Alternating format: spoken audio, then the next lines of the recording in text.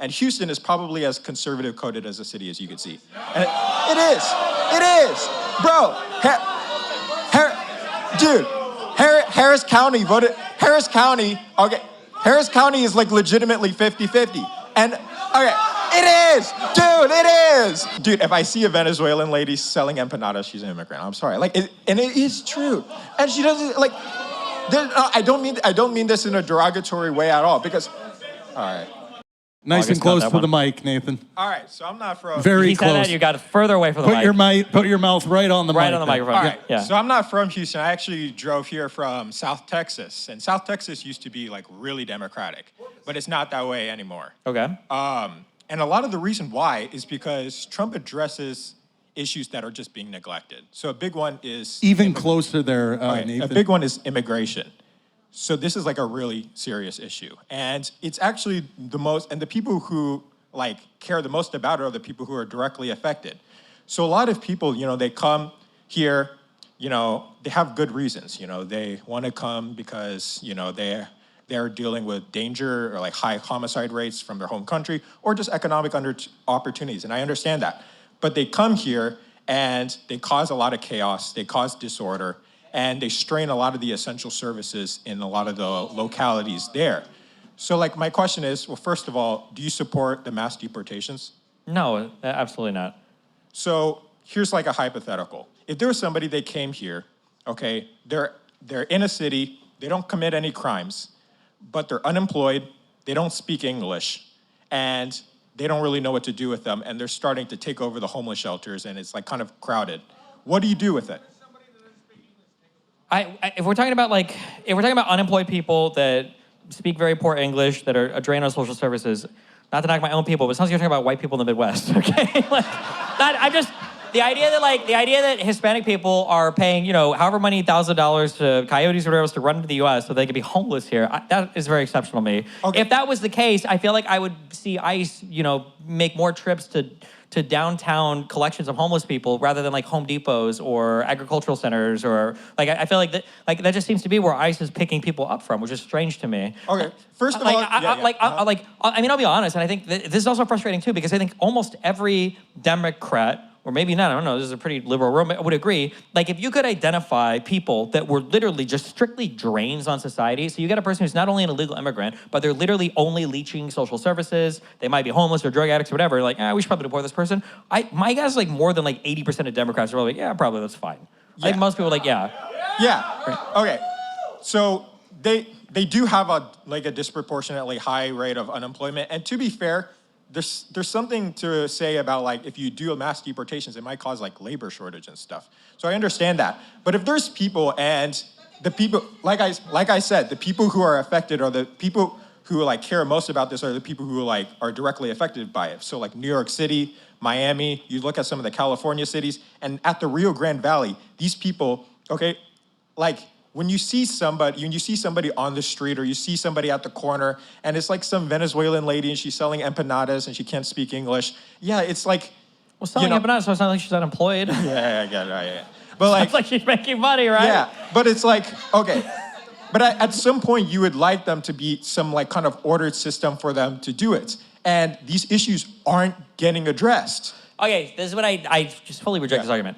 If it was the case that Republicans laid out some realistic path to making it so that we could have a better immigration system, shore up the people here and figure out what to do with them, yeah. Then, and Democrats are like, no, fuck you, that's not compassionate or whatever. Then I said, okay, that's a good argument. But like, what are the arguments that Republicans have made for dealing with the illegal immigrants already here? What have they said? Have they said anything besides deporting 20 million people? Yeah, they've said that they would need to deport people. And no, all of them. They've said basically all of them, right? Yeah, I don't agree with that. Okay, so wait, so we don't agree with this. Wait, okay. I'm just walking through real quick. Yeah. So we don't agree with that. You do, like, Donald Trump tried to rescind DACA, and it's, like, for no reason, right? Okay, and then also, have Republicans said anything about making it easier or doing something to change the immigration process into this country so that people that want to come here and work can do so in an easier manner? No, I think they want to deport people just because they want them out, right? Yeah, okay, I agree with you. So then why the fuck are these people we're looking to for immigration policy? Okay, so if you... this goes back to the central question. If there's a bunch of people and they're overriding the essential services, this could be like homeless shelters, but also, whenever they get injured, then they have to go to the hospital, and obviously they're not going to pay the bill. And then, the city, they have to pay these bills. So what do you do about that? This is not... It does happen. No, it doesn't. Yeah, okay, and here's another... Hold on. No, when here's you're another... talking about people, when you're talking about the crises that cities are facing with their budgets, like, it's not like, oh my God, we're spending so much money on illegal immigrants. Okay. Usually it's stuff related to like healthcare for old people, or like upkeep on infrastructure, or like Americans' lack of willingness to pay any fucking tax on their fucking income, right? Yeah, so like these are the big issues. Like to no offense, but to sit here and cry about like, oh my God, we can't afford anything, blah, blah, blah. And then meanwhile, Donald Trump, just sent me an extra $40,000 check for my fucking tax break. Like, what the fuck is happening here? Like, it doesn't make any sense to me that Republicans are fighting hand over foot to put us further into debt, increase our deficits, help rich people save as much money as possible, and then we're like, okay, actually, I think it's that woman who was selling tamales or whatever on the fucking street who's draining all of our budgets. That's insane to me. Okay, I don't understand that. So like, here's an example. You see at New York City, and this story is so crazy that I didn't believe it at first, but a lot of the immigrants, they have to find housing for them. And a lot of the homeless shelters are completely full. And so they put them in hotels in Midtown. And this ended up, well, now they have to pay for the rooms. They have to pay for the hotels in order to do it. And those are like $500 a pop. And so they end up spending billions of dollars just to house the immigrants. And it's at like, what point do you just, what is the solution? What's the long-term solution? I mean, we can figure out like what to do with these things without saying we have to sign up with the party who wants to deport 20 million people and then rescind DACA and not even provide any actual way to do immigration policy in this policy. I don't know why we'd have to swing back that hard.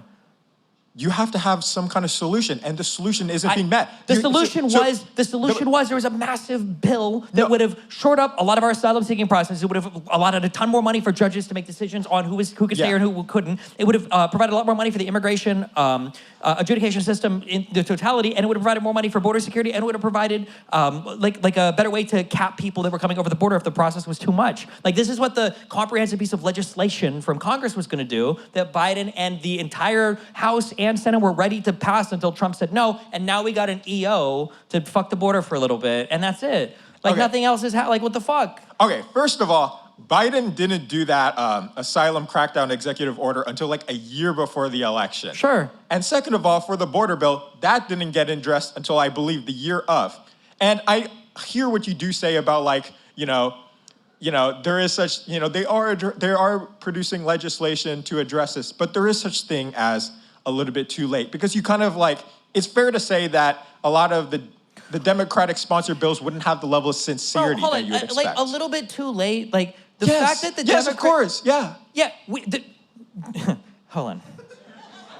I don't understand why the Democrats have to be perfect on every single fucking issue, and then when we find, like, I'm not gonna say to argue that it was perfect on immigration. I think maybe Biden could have moved faster on this issue, but like, the United States came out as the fucking envy of the world when it came to COVID and the recovery that we did afterwards, and somehow the Republicans have convinced everybody that I guess Biden single-handedly slowed down every fucking ship on the planet and caused worldwide inflation or whatever. Like, I think that the Democrat transition into the post-COVID economy, for the most part, was unbelievable. Like, if you would have told people prior to COVID, like, hey, what do you think the world's gonna look like if we shut down the US economy for like fucking 3 to 6 months, give or take, depending on your state, how would people survive? People would probably mass starvation, mass homelessness, the mass closure of all these things. And if you were to say, actually, in like 1 year, we're basically gonna be fully financially recovered, our stock market's gonna be back and everything's, like, people would call you fucking crazy, but that basically happened, right? So we managed to achieve that. We managed to crack down on the insane amounts of random global conflict we were involved in. The war in Ukraine escalated massively, for sure. Okay. And you had that, but I'm just saying there are all of these different things that Biden, who is supposedly senile, somehow managed to rise to the challenge of face and got us through these 4 years in a pretty exceptional manner. For Trump to come in and give us a Q1 contraction out of nowhere, and then to be tweeting out, Israel turned the planes around, and I think Putin lied to me in our last fucking meeting. And we're like, okay, but the Democrats failed on this one issue.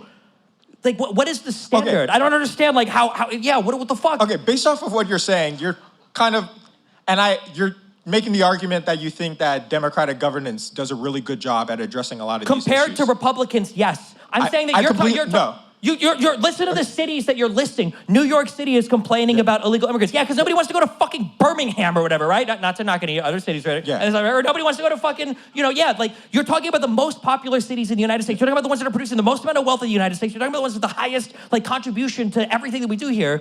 Like these are Democrat-ran places with Democrat policies and Democrat culture. I'm not saying it's perfect, but I'm just saying like how can we only speak about the negatives on everything and then pretend that like Republicans are going to give us a better solution when they're not? Well, actually, we have a test. We have a test on the quality of governance. It's people voting with their feet. And you see all the time in states like Texas, North Carolina, Florida, states like Idaho, even like Idaho and Tennessee, they're seeing massive increases in... Where are people going in Texas? Are they going to Plano?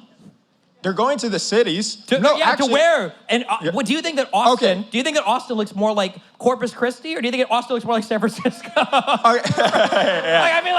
on. First of all, Miami is like a legitimately red city now, right? Miami's a very special place. Okay. It's a legitimately red city, and a lot of the Florida cities, I think, except for maybe like Orlando, maybe one other, they're like actually legitimately red. And Houston is probably as conservative coded as a city as you could see. And it is, bro. Harris County voted. Harris County is like legitimately 50-50. And it is, dude, it is. First of all, let's be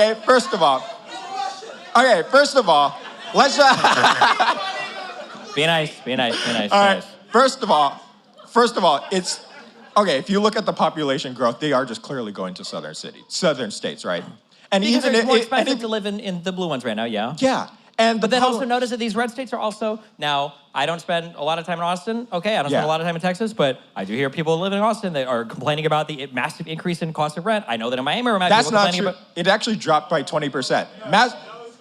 Austin, okay, first of all, Austin is building a shit ton of housing, like a lot. Actually, they top every city in the entire country in terms of how much they build. And a lot of the reason for that is because Texas's housing policy is legitimately like really good.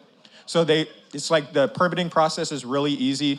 Even if you want to build like a multi-development, like a multi-family development, you get a permit, you request a permit, the approval process takes like maybe a couple weeks, and then you can just start building. And then as a result, you see like in Houston, you can get a really nice apartment for like $2,000. Sure. Or often I won't fight you on less. this. I've heard that it's easier to build in Texas. My wonderful abundance friends bring us up a lot, okay? I guess, okay, so going back to when I was screaming at you, okay? Yeah. The thing that I don't understand that's frustrating me is like we can point to immigration was an issue that we might feel that the Democrats drag their feet on, despite the fact that there was a bill in front of Congress that everybody's ready to... Okay, but we might say the Democrats could have done a better job on that. Yeah. But I feel like when I look at the Republicans, I look at Donald Trump, I feel like there's like 20 things that I can be hardcore critical of. Okay. Why is it that one issue is enough to flip everything? And it's like, well, no. No, it's a combination of things. And, if for immigration, once again, kind of like people vote based off of their proximity to the problem. And, there's something called like Maslow's hierarchy of needs. And it like organizes how the things we care about. And at the bottom, it's like food, water, and shelter, stuff like that. And then like a tier above that would be stuff like, like cost of living. So like rent prices and gas prices, I guess. And then also stuff like safety, so like crime. And then also you could say like kind of the disorder. So, if you see an immigrant on the street, I know it's kind of... How do you even know they're an immigrant? No, I do. Okay, I'm sorry. If I see a Venezuelan lady selling empanadas, she's an immigrant. I'm sorry. And it is true. And she doesn't, I don't mean this in a derogatory way at all, because... All right. So we kind of order the way that we see things. And so above cost of living and safety and crime, there would be something like familial relationships and loved ones and friends. And then at the very top is ethics, right? It's ethics and self-fulfillment and stuff. Now, if you look at this pyramid, clearly Democrats care a lot about ethics. And I understand that because Trump is really immoral on a lot of levels. But the way that the pyramid works is that you can only really start caring about some of the things at the top if the things at the bottom are satisfied. And if you go, and I know this is a little bit of a caricature, but not too much in some cities, if you see people who are in Philadelphia, who are people drugged out on the street or something, or you feel like a lot of the homeless shelters are being occupied, you're gonna stop caring, or you're not gonna care a lot less about some of the things that are at the top, such as Trump's ethical failures, some of the con man stuff, if those things aren't being addressed. And this goes back to my central point that Republicans tend to do a lot better job, at least currently, at addressing some of these bottom tier issues that the Democrats kind of neglect. And I think a real reason for that is that some of the solutions to these problems, whether it be immigration and crime is actually going way down, so I give them credit for that. But some things like immigration or kind of like public disorder, a lot of these things, the solution can be considered kind of mean, and Democrats kind of drag their feet when it comes to proposing solutions where that solution or the addressing the problem might be considered a little bit mean. Like, even if I were to grant that Democrats don't do the best of job on these things, I feel like, one, they're kind of like uniquely situated to deal with these things in that, like, the cities where people tend to be homeless, right? People tend to be more homeless in places because you've got larger cities, and it's where homelessness tends to happen. Larger cities also have the culture that is more, I guess, concurrent with democratic culture, like tend to be ran by Democrats. Like, is the mayor of Houston, is he a Democrat or is he a Republican? Okay, and then for the last 25 years, it's been like, I think, like, right? So it's like, so there are things that a president can do to help. There are things that a president can do that doesn't help. If we're going to say that Democrats drag their feet on some things, like, again, for Donald Trump to come in and in my mind, hurt in like 52 different areas, and then like to barely help in one, I don't see how Donald Trump is putting us in a world where we're more equipped to deal with the homeless population or to deal with, like, even if you did care about the things that Donald Trump says that he cares about, he's not even going about doing it in the most effective way. Like, he's making it into a giant, like, shit show, and now nobody wants to work with him on anything. I understand that. And, I think that one of the problems that we see is that a lot of the Republican governance is more effective in dealing some of those problems. And a lot of the Democratic governance, they kind of drag their feet. And even when Democrats kind of like recognize solutions, you know how like Democrats, the way that like they organize, the way that they conduct politics is it's highly coalitional. Like if you can get a lot of groups, blacks, gays, unions, and you can like get enough coalition of different groups. And if you make sure that they feel represented and that you care about them, you can get enough people to like get to get over 50%, and then you govern as such. But sometimes you get so caught up in trying to appeal to different groups that you like lose sight of the goal of politics, which is like identifying problems and addressing them.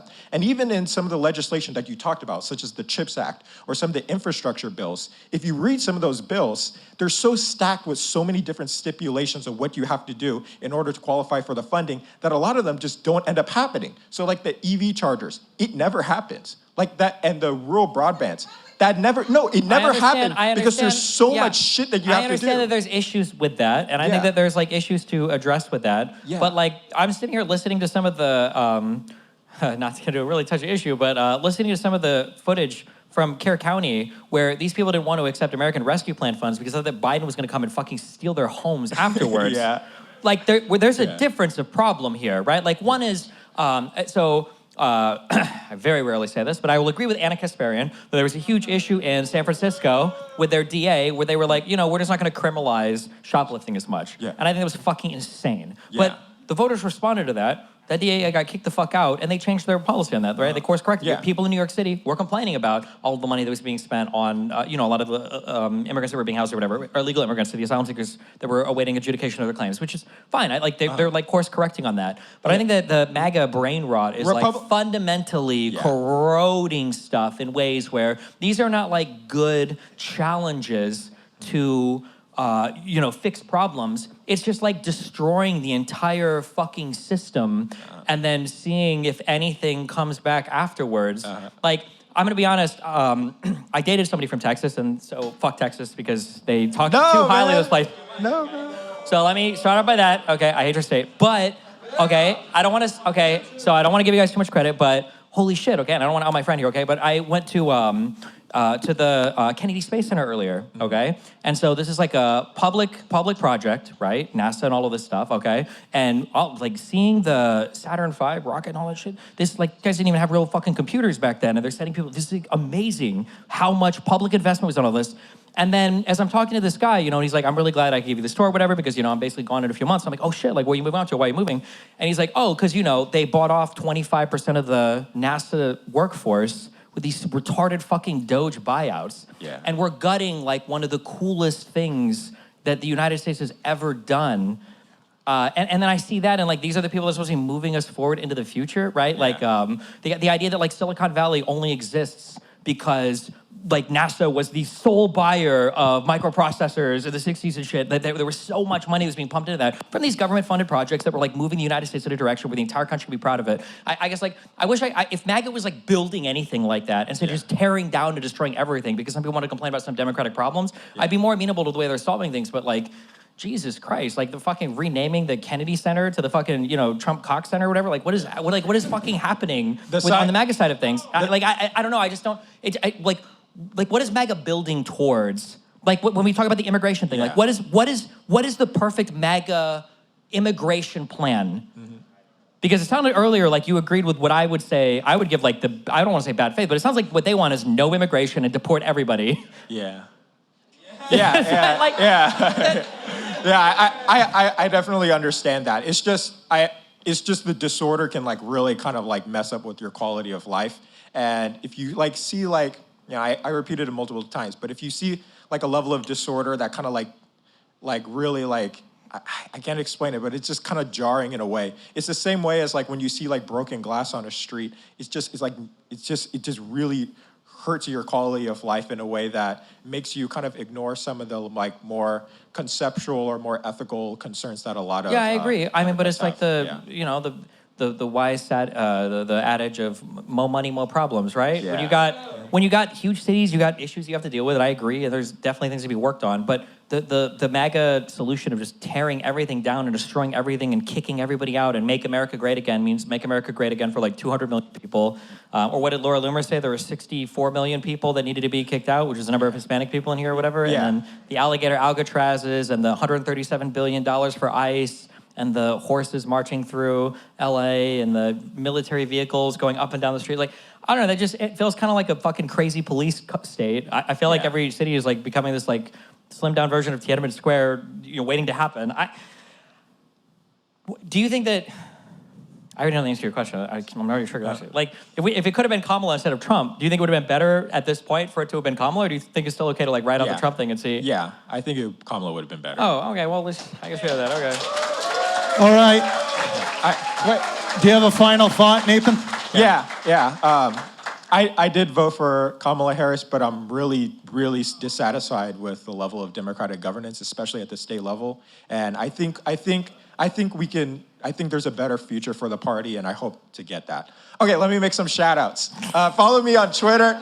SESSOU Studios, Sessi Studios. Follow me on Twitter. Follow me. I need to send you a PDF. Please do, even if it's for 24 hours. Okay, shout out to Andy Bashir. I hope he's the nominee in 2028. I'm certain that he will. He's a really great guy. I'm really confident in him. All right, see you guys. All right, thanks, Nathan. Thanks.